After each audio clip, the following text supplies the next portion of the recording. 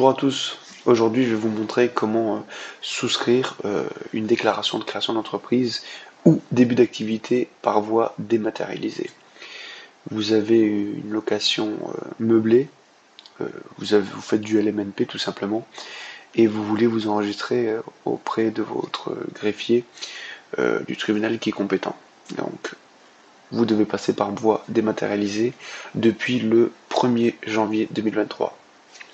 Donc voilà, si je mets en location un meublé, dois-je déclarer début d'activité et avoir un numéro ciré? Donc oui, comment faire? Donc vous allez sur le guichet des formalités des entreprises, GFE. Donc vous cliquez ici, vous arrivez sur cette page. Sur cette page, il vous informe que le site vous fournira toutes les informations utiles pour préparer la déclaration de vos formalités en toute sérénité. Sauf que, vous le savez, il n'explique pas tout. Et j'ai cherché pendant de nombreuses heures avant de finir ma déclaration. C'est pour ça que je vous transmets les informations que j'ai eues. Comme ça sera peut-être un peu plus facile pour vous. Donc vous cliquez sur déclarer. Je ne vais pas cliquer dessus parce que moi ça va directement me ramener sur mes identifiants avec mon mot de passe. Donc je vous ai fait des petits screens. Donc voilà, vous allez arriver sur votre page impôt.gouv, vous mettez votre numéro fiscal, les 13 chiffres, ainsi que votre mot de passe, vous cliquez sur entrée, et là il va vous rediriger sur le portail e-procédure. Le portail e-procédure, ça fait partie du site INPI, c'est le portail de e-procédure. Là vous pouvez faire toutes vos démarches en ligne. Donc vous allez commencer par faire une nouvelle procédure. Vous avez, comme vous le voyez, 5 tableaux. Nous, le tableau qui nous intéresse, c'est entreprise. Donc le petit tableau avec l'icône bleue. Vous allez cliquer sur déposer une formalité de création d'entreprise, entre parenthèses, sur guichet unique. Une fois que vous allez cliquer là-dessus, vous allez être redirigé bien sûr sur un onglet. Cet onglet est le suivant, initialisation de la formalité. Donc vous allez cliquer sur création d'entreprise. Quelle est la forme de l'entreprise que vous souhaitez créer? On ne veut pas d'exploitation en commun, on ne veut pas de personne morale, on veut entrepreneur individuel, d'accord? L'entrepreneur souhaite-t-il bénéficier du statut micropreneur? Non. Et là, vous cliquez non à tout, selon ce que vous voulez faire. Mais pour ma part, ça a été non et non. Voilà.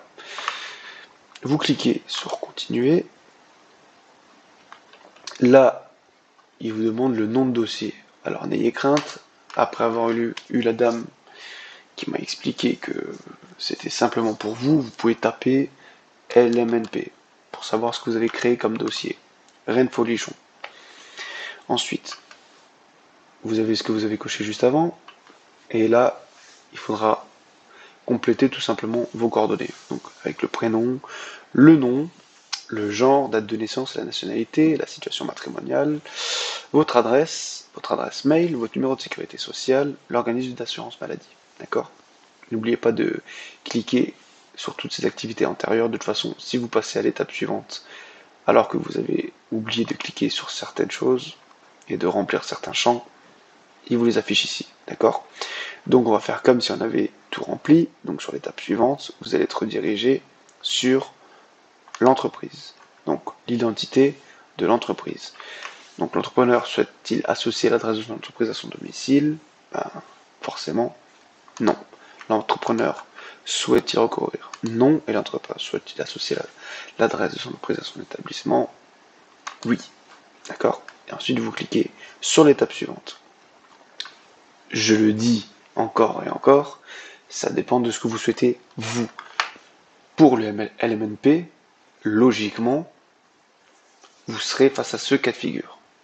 Maintenant, libre à vous de cliquer sur d'autres éléments, si vous le souhaitez. Donc ensuite, vous avez le contrat d'appui.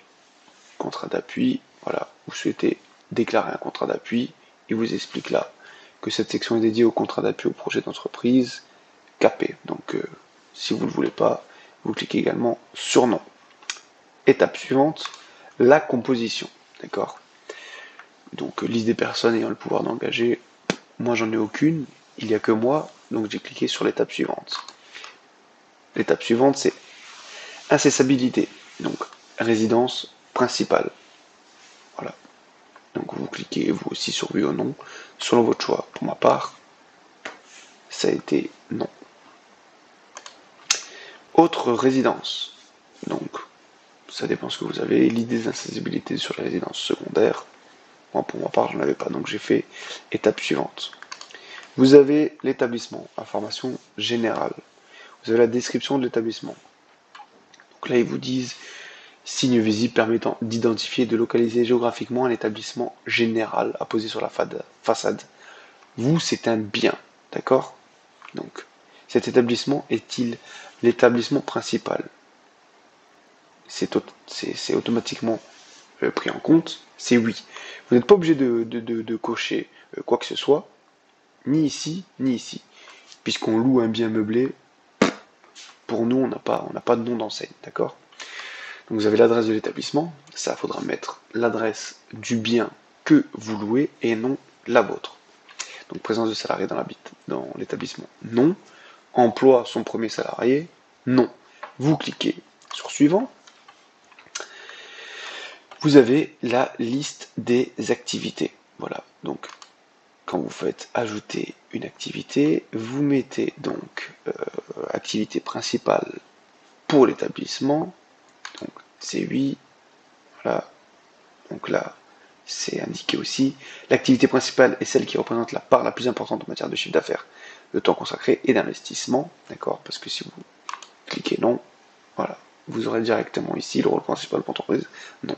Donc l'activité principale pour l'établissement, oui.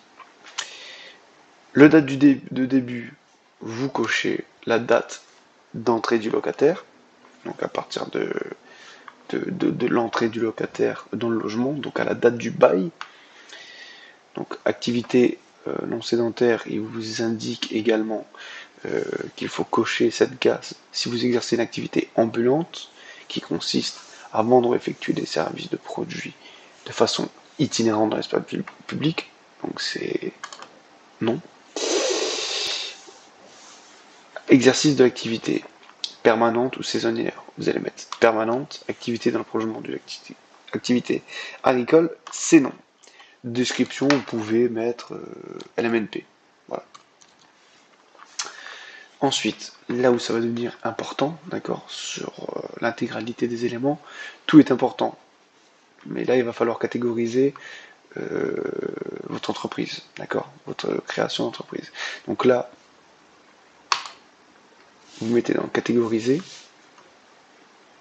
vous tapez sur activité de service, catégorisation 2 de l'activité, vous allez mettre location, catégorisation 3 de l'activité, vous allez mettre location de biens immobiliers. Catégorisation 4 de l'activité, loueur en meublé non professionnel. Voilà. Donc là, il vous indique que la formalité n'a pas d'organisme de validation. Si vous n'êtes pas d'accord avec cette forme d'activité, vous pouvez adapter la catégorisation de l'activité en question pour la faire correspondre au mieux avec la description détaillée de votre activité. Donc là, vous n'êtes ni artiste, ni marin professionnel, ou peut-être, qui sais-je. Là, vous allez cliquer sur l'étape suivante. Nom de domaine internet. Donc, vous n'en avez pas. Donc, ça sert à rien de remplir. L'option fiscale envisagée. Donc, régime d'imposition des bénéfices. Vous allez cliquer sur le micro-BIC ou le réel simplifié. Pour ma part, j'ai choisi le réel simplifié. Le micro-BIC, l'abattement de 50% en meublé. Le réel simplifié. Si vous avez fait des travaux, vous avez des meubles, vous éliminez les frais de notaire, l'amortissement du bien, et j'en passe. Régime d'imposition de la TVA, c'est franchise en base TVA. En fin de compte, tout ce que vous allez retrouver de manière dématérialisée, c'est ce que vous avez avant sur l'ancien formulaire qu'il fallait envoyer par courrier. C'est aussi simple que ça. Donc, assujettissement à la TVA en cas d'opération imposable sur option, c'est non. Et pour la date de la clôture de l'exercice, vous pouvez mettre le 31 décembre. c'est ce que moi j'ai mis, vous faites comme vous voulez, mais c'est mieux de suivre l'année civile pour la défiscalisation. Voilà. Donc ensuite, vous allez cocher non, vous pouvez faire valider les informations et vous passerez à l'étape pièce jointe. Pour la pièce jointe, n'oubliez pas, il faut que vous preniez, là je ne sais pas si c'est marqué, récépissé du dépôt de déclaration préalable délivré par la machin, étranger ne résidant pas en France. Ouais, c'est parce qu'à mon avis, j'ai pas cliqué sur identité française puisque j'ai survolé tout ça. Mais une fois que vous allez mettre habite en France, réside en France, si c'est le cas, ils vont vous demander soit la carte d'identité ou soit le passeport avec la mention, avec quelle mention avec la mention attestation sur l'honneur de conformité à l'original. Ça sera noté avec une date et une signature. Donc en fin de compte, il faut comprendre qu'il faut simplement scanner depuis une imprimante le passeport sur une feuille où vous avez attesté sur l'honneur que votre identité est bien conforme. Vous signez, vous datez sur une feuille blanche et vous posez le passeport sur cette feuille blanche, vous scannez le tout et puis vous envoyez ça en pièce jointe. Vous validez tout et ensuite, sous une dizaine de minutes, même pas, vous aurez vos documents avec le récépissé comme quoi vous vous êtes bien enregistré. Voilà, j'espère que vous aurez un petit peu saisi les différentes informations. C'est ma première vidéo, donc j'essaye simplement d'expliquer du mieux que je peux. Voilà, n'hésitez pas à me poser des questions en commentaire, j'y répondrai bien sûr, puisque je l'ai fait et que ça a marché. Voilà, n'hésitez pas, et puis je vous dis à la prochaine.